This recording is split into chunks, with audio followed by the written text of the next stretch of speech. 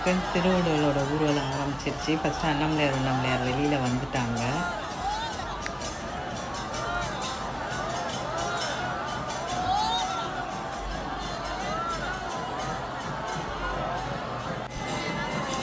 So இங்கே பாருங்கள் அவர் ஆடிட்டுருக்க காட்சியில்.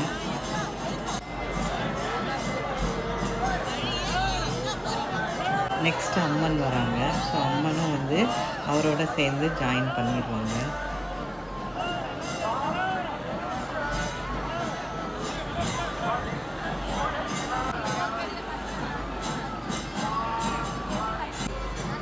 ஸோ 2 பேருமே சேர்ந்து ஒன்றா தாங்க மாட வீதி சுற்றிட்டு வருவாங்க.